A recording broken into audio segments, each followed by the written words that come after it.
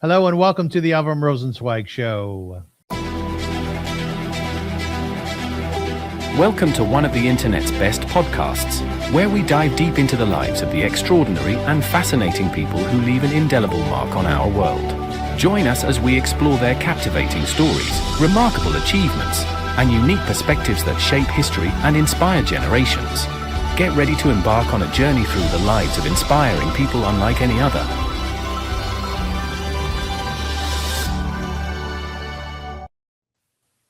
Hello, folks, and welcome to the show. My name is Avrum Rosensweig, and I'm very happy to be here with you. Some lessons in life arrive with ceremony, classrooms, lectures, careful instructions. Others come unannounced under open sky when the ground is uneven, the air smells of pine and earth, and dignity suddenly feels negotiable.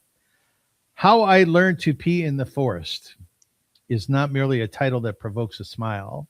It is a doorway into a story about adaptation, vulnerability, and the quiet courage required to step outside the boundaries of comfort.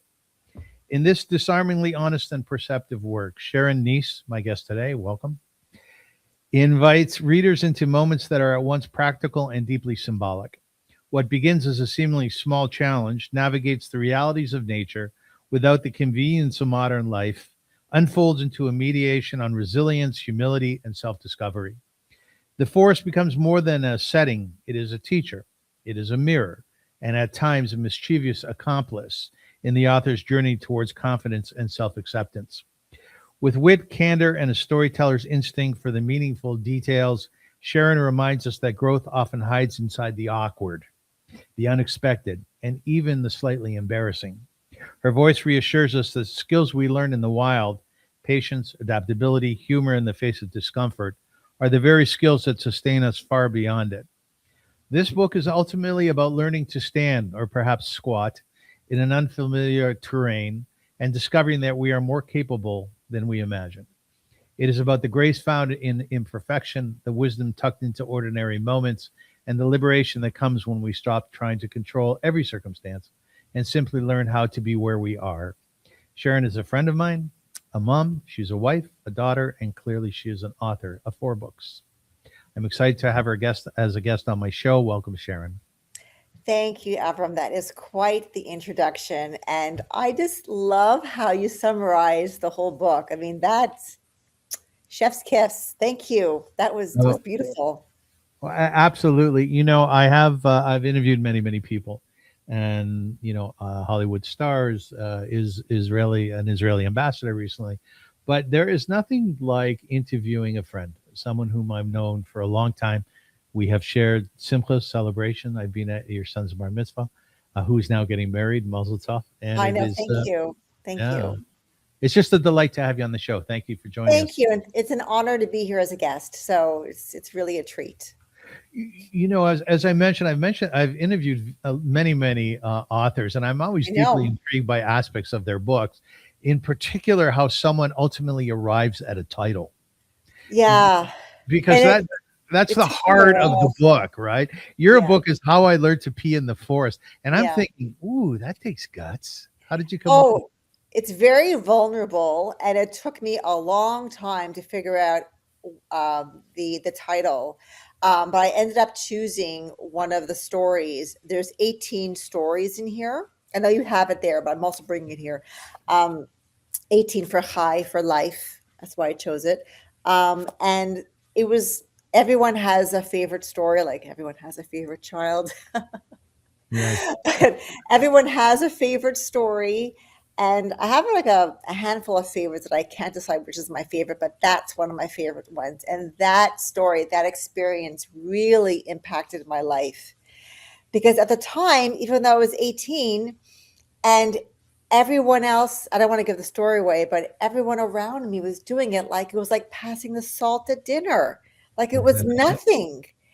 And then I really tried, and I had to go to the bathroom very badly. You know that feeling, and you're on a hike Oh yeah. and there's nothing around, and I couldn't go to the bathroom. I didn't, I was young, 18, and I didn't understand that my nerves was holding everything back. I was like, well, what am I going to do? it was a really uncomfortable feeling. So what I did was, I guess I am giving away the story. I went out to my madricha, which is counselor in Hebrew, and we had a bunch of them, but I went up to one that was safe, that wouldn't tease me. Now I know, now we're in 2026, somebody would probably be put in jail if a counselor teased a camper. Back in the 80s, like, like everything, like abuse, like people got away with really bad things. Why? But I Yeah. knew a lot. People got away with a lot of abuse, especially in a camp setting. Like if I can tell you stories. Actually, I did tell you a story there. Anyhow, I went up to a counselor that was safe. And she said, "It's going to be okay. And I'm going to sit there with you." And it was. And I figured it out. Now I'm a pro. So let me ask you something So, about peeing in a forest. And I've never had this conversation with anybody, at least not in my interviews. For guys, there's oh, something about peeing in. Like I'll go to Earl Bales, which is near my apartment, and I'll actually enjoy finding a quiet place where nobody is, or at least I think nobody is, and I'll pee, and I enjoy it, and it's easy for me because of my appendage. But for yes. is it a big deal for women to pee in the forest? Yes. First of all, like I do it all the time anywhere, not anywhere, but I'm very good at it now. But you have to pull down your pants. You got to make sure no one is around. You got to aim, Yeah. different anatomy. Boy, I'm really getting gross here. No, it's good. But it's part of it's just relaxing. It's a whole big extravaganza ordeal, and I believe at the beginning it was hard. It was hard for me. I'm happy that I got it easier for you.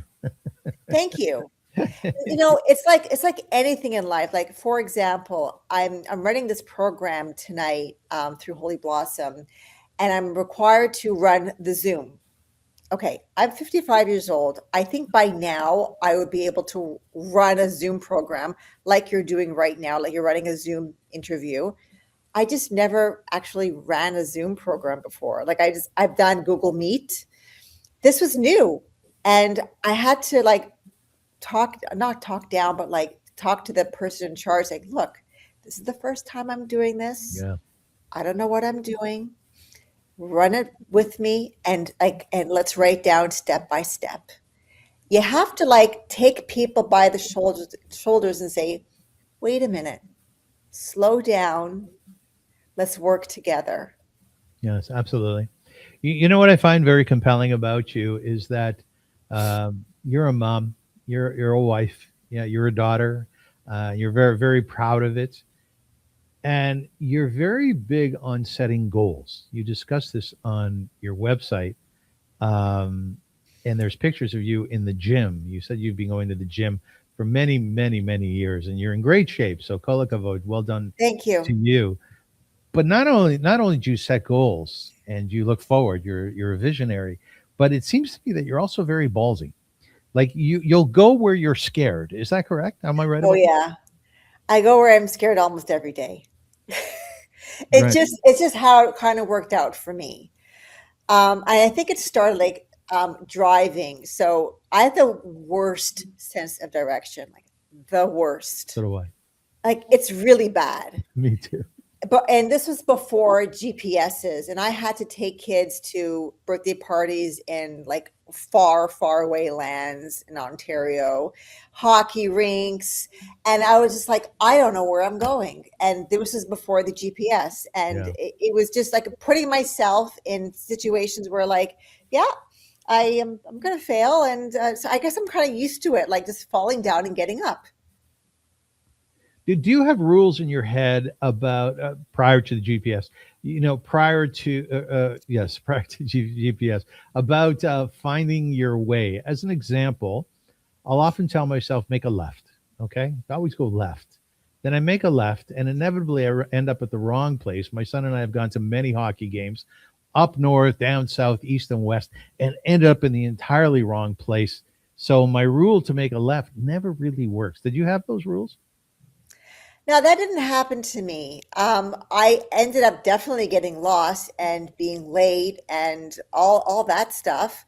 I just kind of wrote I wrote it down like on a piece of paper, and I somehow got there. Either I was on time or I was late, and I just dealt with it. And like, well, we're here alive, so We made it. we made it.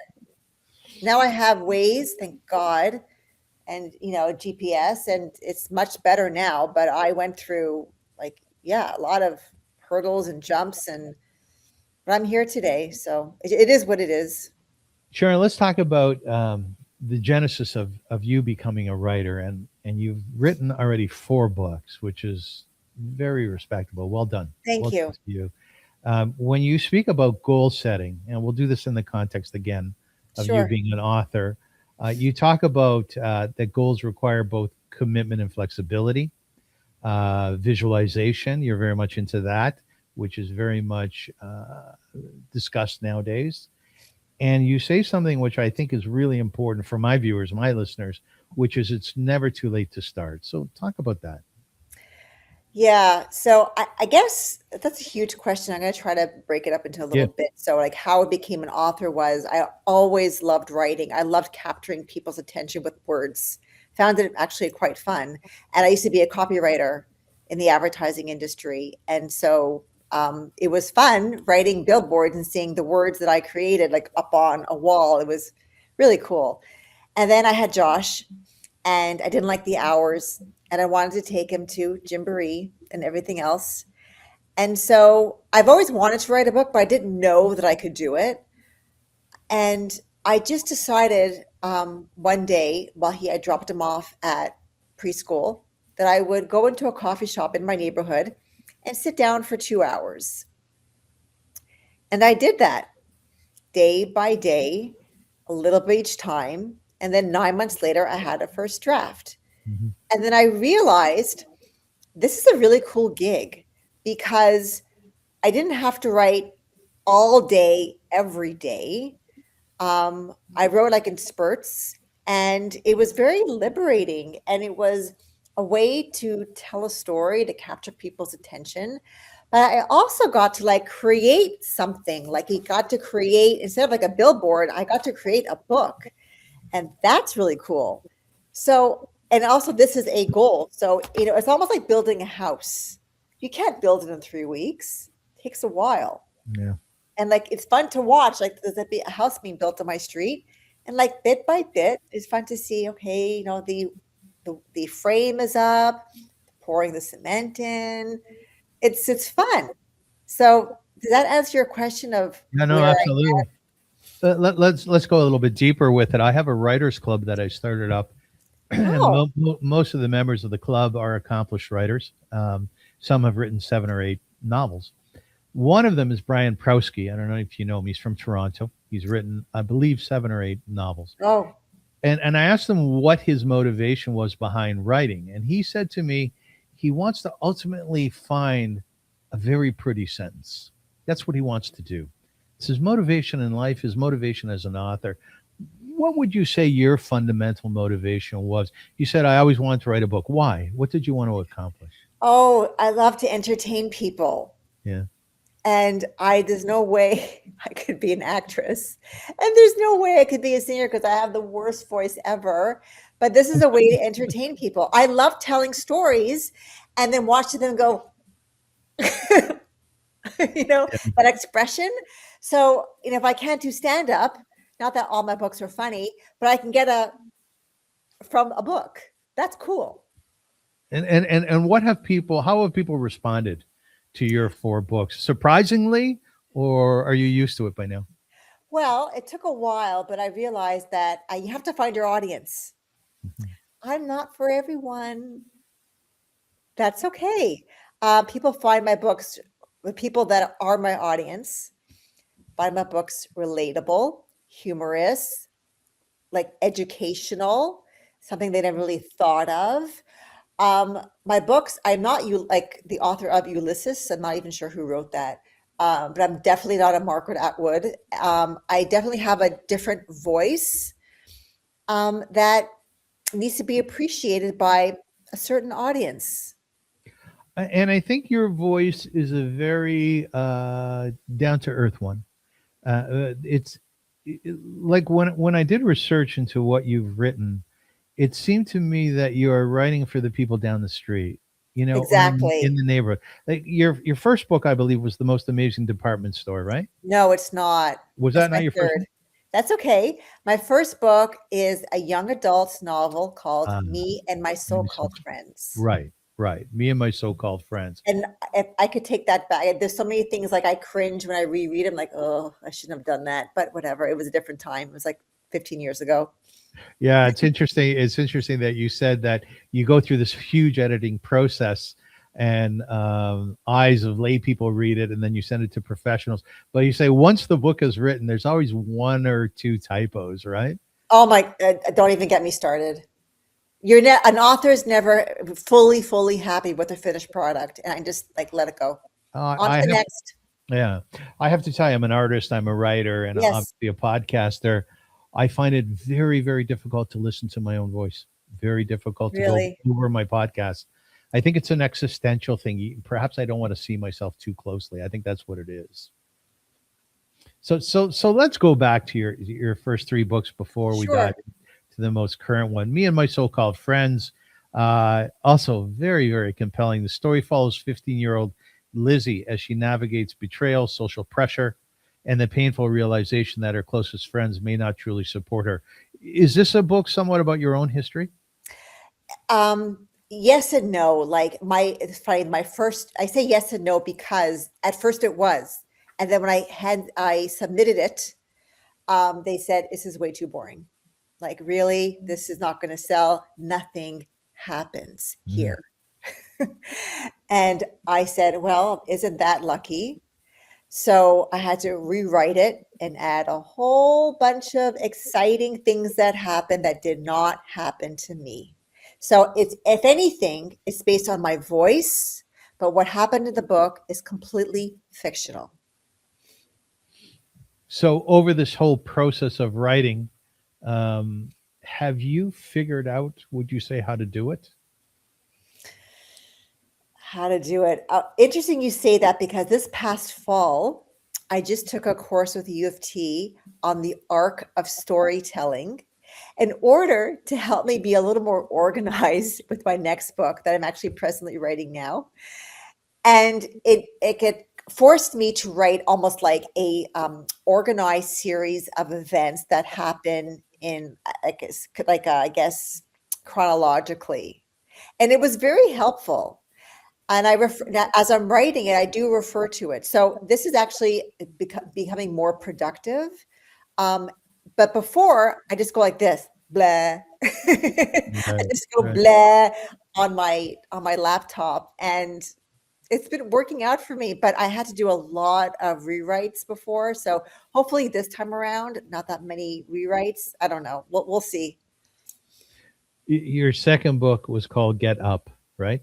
Mhm. Uh, it's a supportive guide for teens. I like that you do that, and that begs the question: is how does someone choose their genre? How does someone choose their age group? How did you go about doing that? So I wanted to keep in the same, I guess, theme as my me and my so-called friends. So I still wanted it. I was in that teen talk still. I wanted to talk to them and write short stories of things that I saw and experiences and incorporate exercise and eating well. And it was published in the middle of the pandemic in order to get up and do something. And it was very helpful. I think for some, a lot of kids really kept picking it up and just wanted to read it again and again.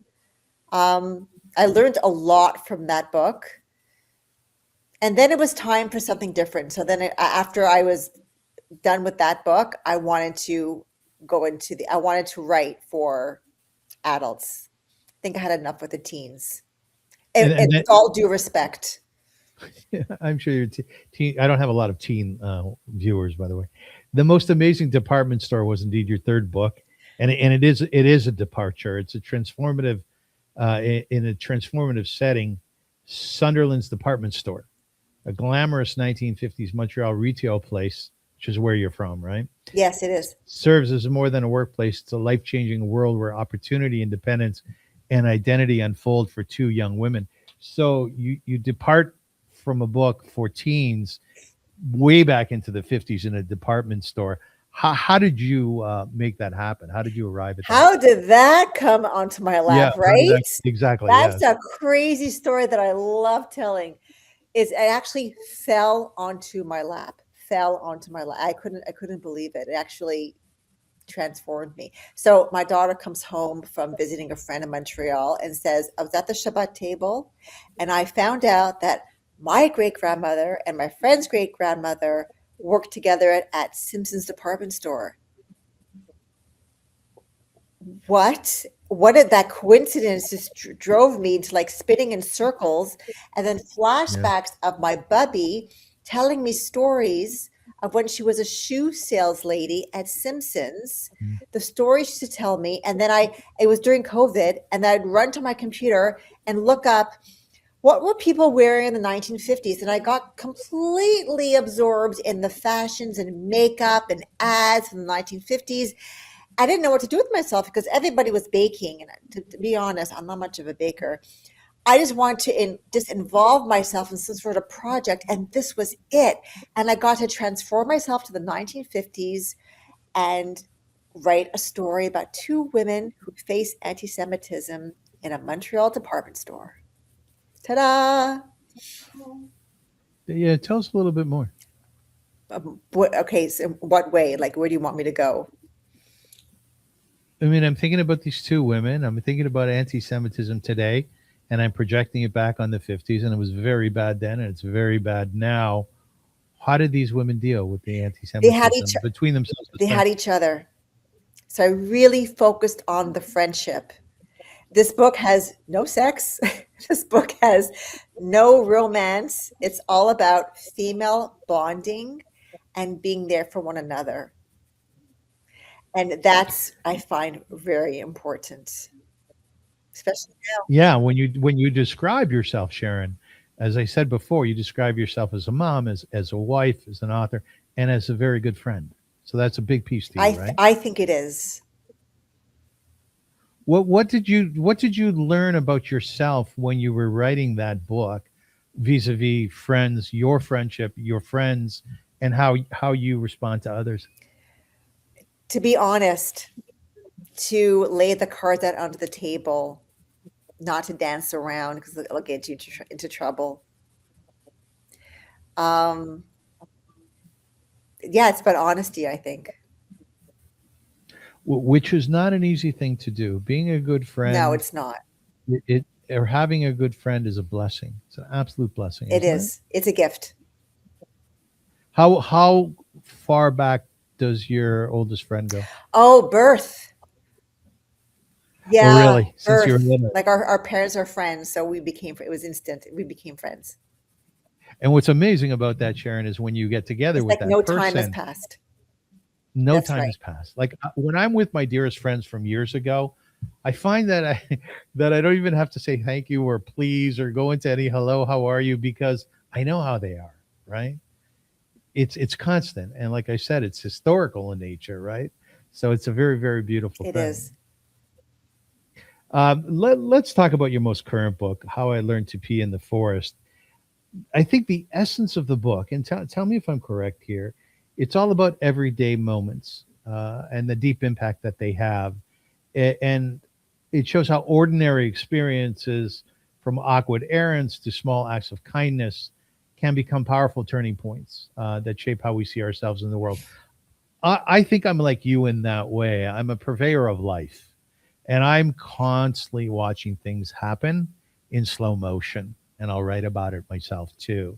Is that how you see life? Are you Exactly. seeing those I moments? love that. Yeah, I also love that. Do you see that with your children? I'm really thinking about this one. One child, yes. They're still young. They're in their 20s, and it takes a while to get this. Yeah. It's a very interesting thing when you're able to see moment by moment in life. So, with that, there's 18 stories in the book, as you mentioned. Share with us one of the other stories and how that is reflected, the moment of the day. So I think my favorite one really is the last one where I was working in an ad agency and this one woman wasn't giving me the time of day. And I really tried because I really liked her. And she was a fashionista and she used to come with the best outfits. And I'd be like, wow, how did you put it together? And she just ignored me. I hate I'm that. like, I what did hate I that. do? It's Yeah, like- yeah, it happens to all of us. yeah. So maybe I was like, it's just like me. Okay. Like, do I have to like everybody? Does everyone have to like me? No. So until this was crazy. She saw the movie Life is Beautiful. Do you remember from 1999? It won Best Picture. Yes. And I forget the director's name, but I have it written down there. She stood at my cubicle and she started reciting lines from the movie because the mother was Italian. She was Italian. And suddenly she had this respect for me. I don't know why or how or what. I'm not going to assume anything because it's not fair. I don't know what was going on in her head. But that was it. The film was art, and it shows how art can bring people together. You know, writing about that experience, I think is very valuable because everybody has had it. You know, I come from a rabbinical home. My Yes. father was a rabbi. And when you're a rabbi's child, part of that family, you are very central to the community, always. So I grew up with that on my shoulder. You know, for me, it's very important to be someone in the room that people are seeing. And I try to fight that because I don't like it so much. Fact is, that's who I am. And the idea that somebody wouldn't like me at work would cause me a lot of tourists, as we say in Yiddish, right? It would cause me a lot of pain. So it's a very true story, I think, to many. So when you write a story like that, Sharon, and people read it, and people are reading your book, which is really exciting, do they come up to you and they go, Sharon, you know what? Yeah, that happened to me too, you know? They say it's really relatable. Like I get that. They're funny. They're sad. They're like, I never thought of that. Like, wow, like enlightening. Like the reason why the subtitle says and other lighthearted stories with life-changing lessons. I'm just reading it here. Because they are Yeah. lighthearted stories. They're not like it's not rocket science stories, but they're life-changing. Like how you like everyone goes to a dry cleaner. I'm going to assume that people go to dry cleaners. And Yes.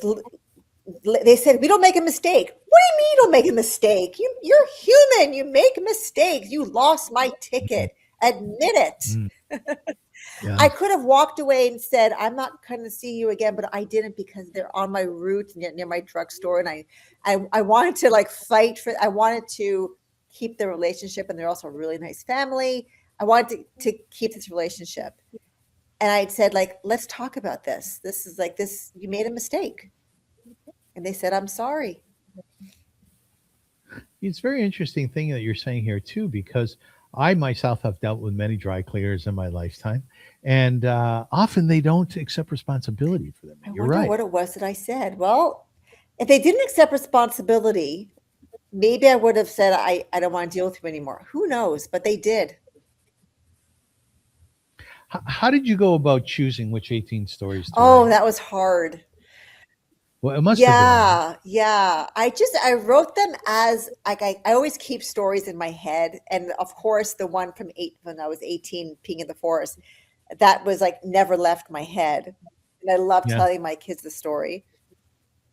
And there's another story also when I'm 18 that I was at a bar and my friend did the most generous, loving, beautiful gesture that I still remind her today. We're still friends. I remind her that day. She thought it was nothing, but it was something. So a lot of them happened when I was younger. So I kept them in storage in real estate. The other ones happened recently and I just keep track of them. So how did I choose them? I don't know. I just wrote them. And I Do, decided. do you feel in some ways the 18 stories are almost like your 10 commandments, like your legacy? Are they the most poignant part of your personal narrative? I think so, and I hope so. And I think it'd be a great Netflix series, personally. You got to. I'm sure you'll go Why for that. not? Yeah, why not? Exactly. What That's right. do I have to lose? Nothing. That's how I look at it. No, yeah, good for you. Good for you. I'm also a storyteller, and I also keep stories in my head. When your children were little, would you tell them nightly stories? Sure. And now they're bored of Yeah, them. Like we've heard that before. Like, okay. Now they're bored yeah. of them. Well, But like, but they appreciate that. They do when they were younger, like especially in the early teens, they yeah. appreciated that. Did you make up a series for them when they were little? As an example, when my father, God bless his soul, when we were younger and he used to tell stories, when we were little, he developed a story called storyline based on a character, Moshe Fictitious. And we had no idea what fictitious meant. So we believe that Moshe really existed, and there were very dramatic stories about him running across the top of a sukkah to get away from the police, and all these crazy traumatic things happening. But obviously, later when we got older, we realized, yeah, that Moshe fictitious was fictitious. He never existed, but they were magnificent stories. Did you create You storylines like know, that? I actually remember now. I think I did. We used to go skiing every weekend at Blue Mountain, and we rented a Yeah, chalet. And I didn't bring books with me, so I would make up stories right, and right. like the things I saw on the wall. So you know what? I'm gonna ask them tonight. Like, do you remember it being at Blue and like me making up stories? I'm gonna ask them. It was fun. Yeah, and you know what's really cool about your book and I'll give you a context to my point here, is one of my favorite books of all times is How to Think Like Leonardo da Vinci. Oh, And I learned a lot about myself and about the world based on rules that he set out for himself during his life. As an example, one of the rules, Sharon, was embrace confusion.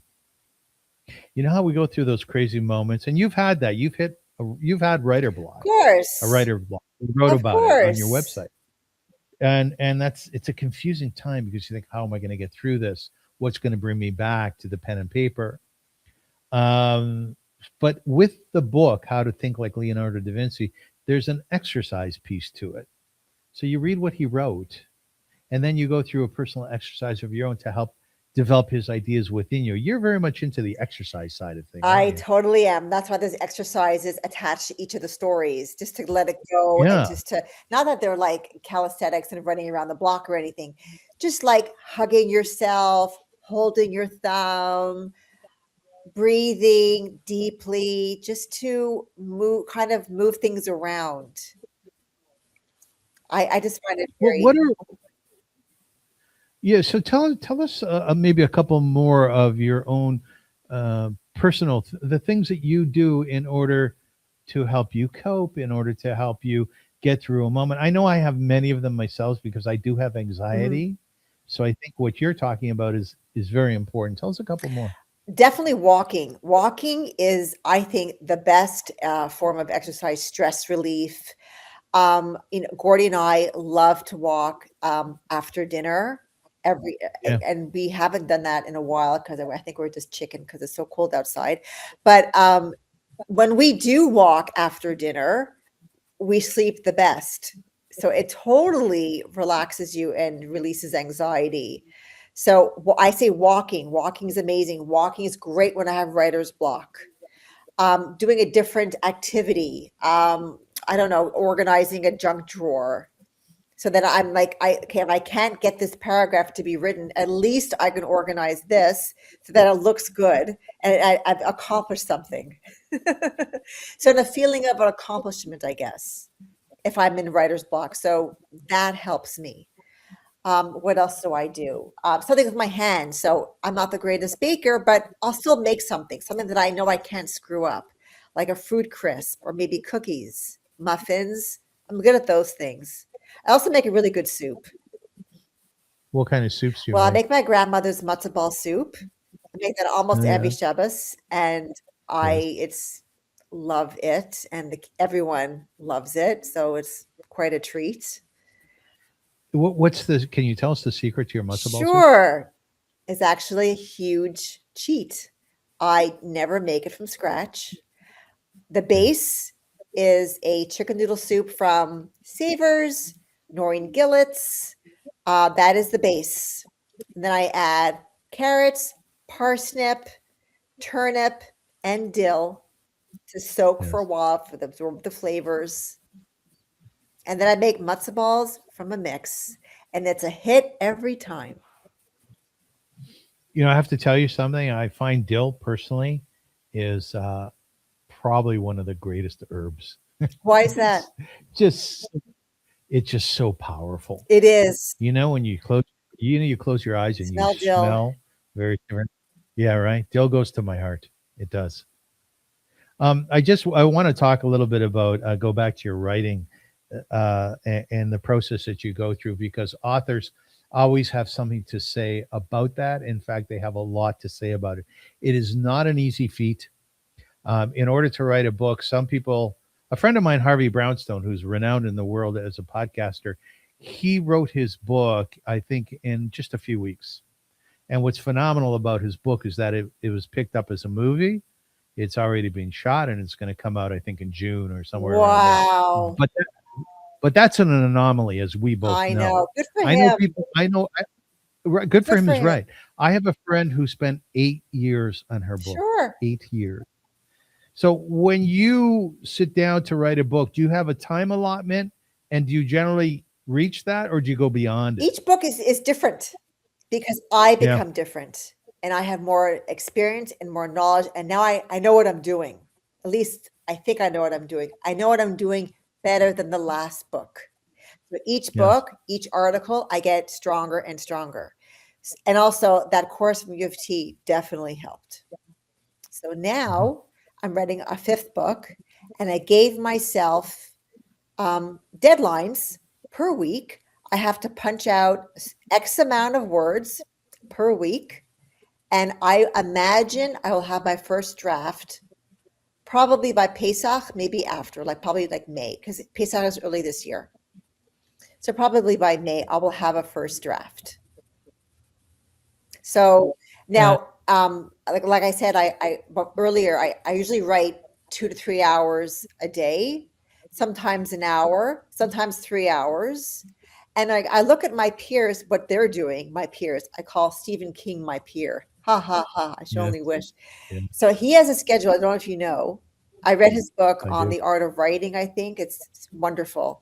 He gets up at 7, walks his dog, sits down at 8, and he's done by lunchtime. Yes. You knew about that? Yeah, Okay. yeah, I know that. Yeah. Yes. And Judy Yes. Blume writes an hour a day. Is she still writing? I don't if she know, is. but when she was writing her books, it was an hour a day. But then she said when she was editing, it was different. It was definitely more intense, which is the case. So I'm in between both of them. I managed to get it done. Do I write every day? No, I probably write 5 times a week, maybe 4 times a week. Dude, I've heard from many authors about how they get inspired. And there are those people who get inspired in the shower. There are those, like you were saying before, who go on walks and they get inspired through that. Where do you find your greatest inspiration? Everywhere.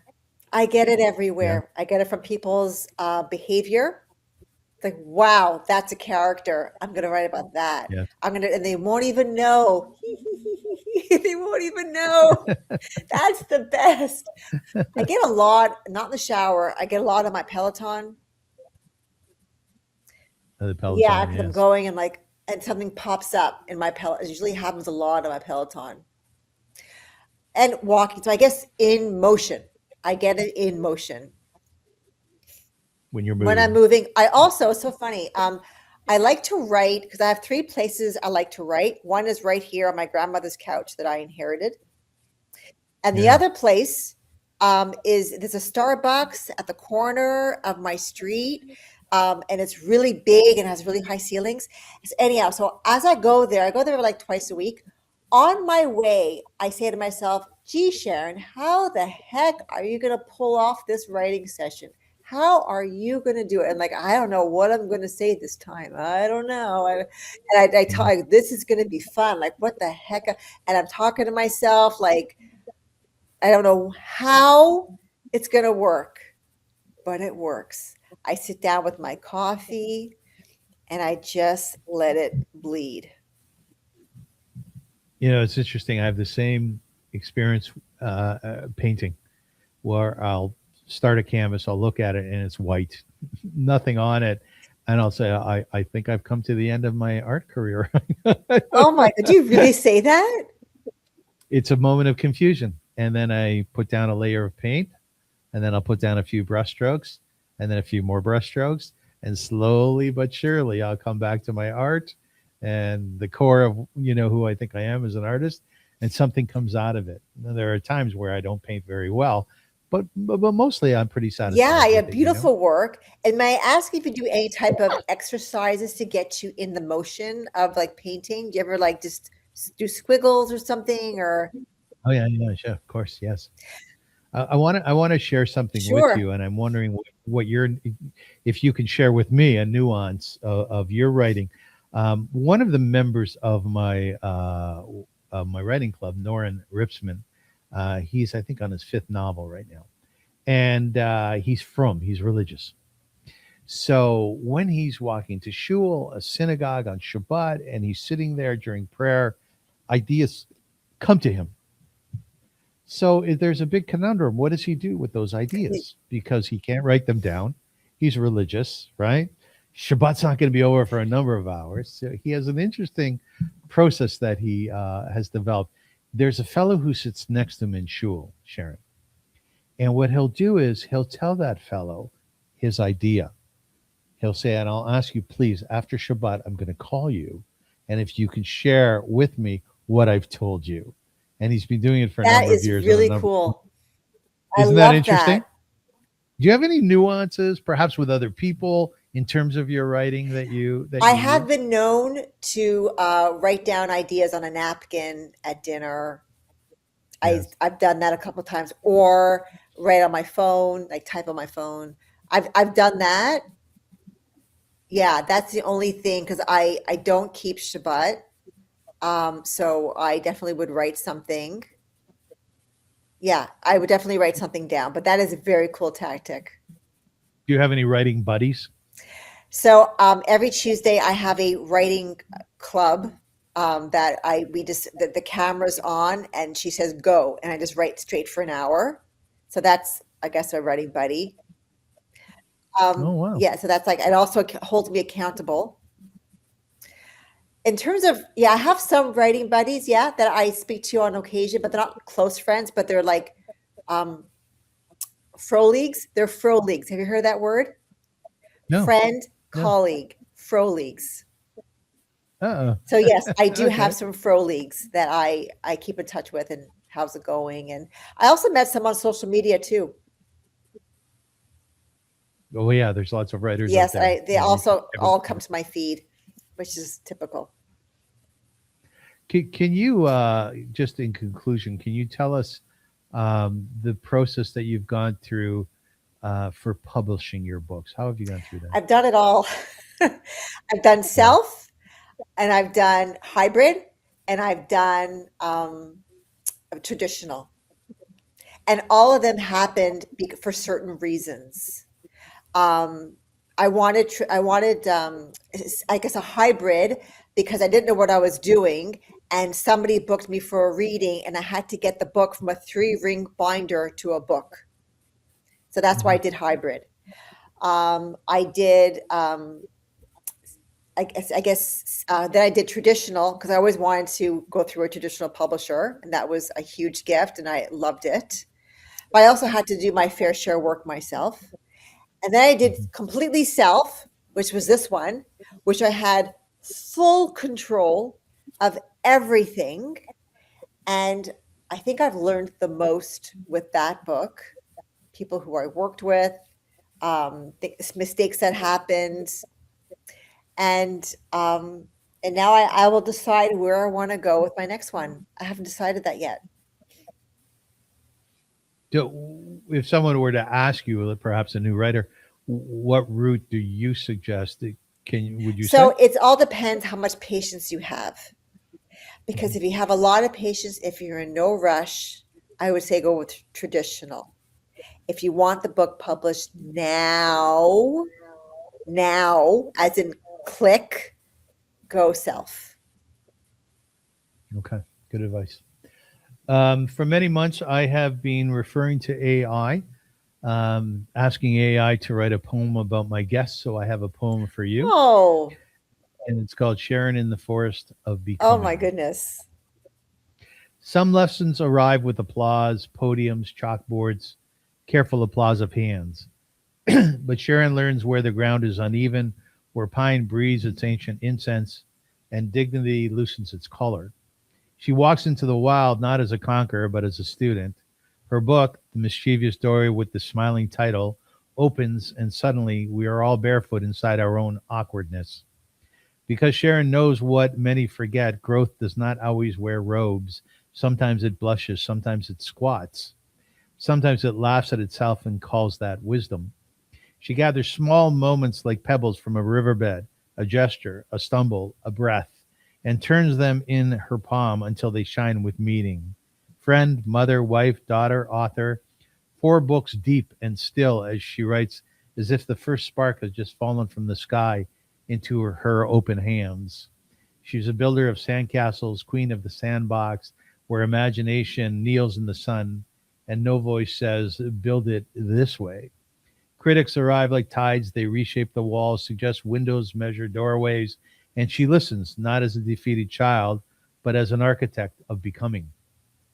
Because she knows a goal is not always a finish line, sometimes it is a compass. Sometimes it is a mountain that teaches you it teaches you we're meant for valleys. At 54, I guess you're 55 now, she hangs from the bar of possibility, lowering doubt 1 pound at a time until gravity itself must admit defeat. This is Sharon, writer of Forest, collector of courage, translator of ordinary miracles. That's it. I'm going to cry now. Can I have a copy of That's that? happened. Yeah, that's happened. Yes, I will send you a copy. Wow. That AI is good. AI is good. It can be anyway. Sharon, in conclusion, for those people out there who are watching and listening, and they themselves want to become an author, they want to sit down and write a book, and many, many people do. It seems to be almost like a universal dream. So, what's your best advice to them? To jump in and do it.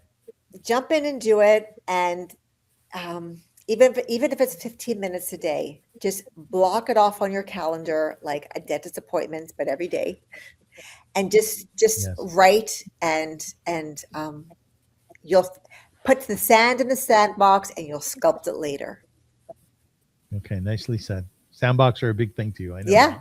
That. Where can people find your books? Oh, Amazon for sure, and Indigo and Amazon.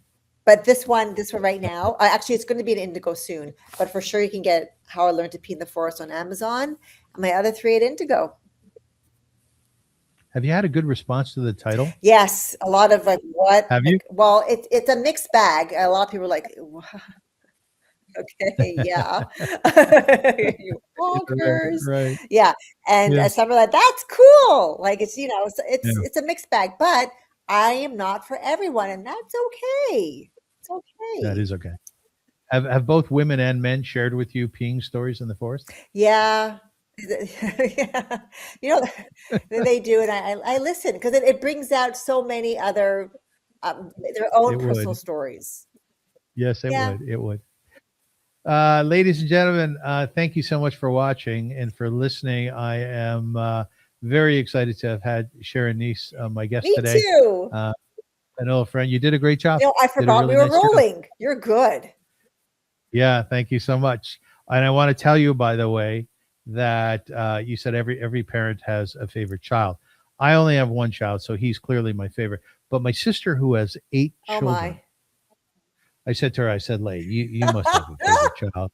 She goes, I do, but it depends on the day. Exactly. It Right? depends on the day, and it's Right? changed all the time. But like I tell my kids, these are my 3 fingers, like you guys. And if this one has a cut, it hurts just as much if this one has a cut That's great. or this.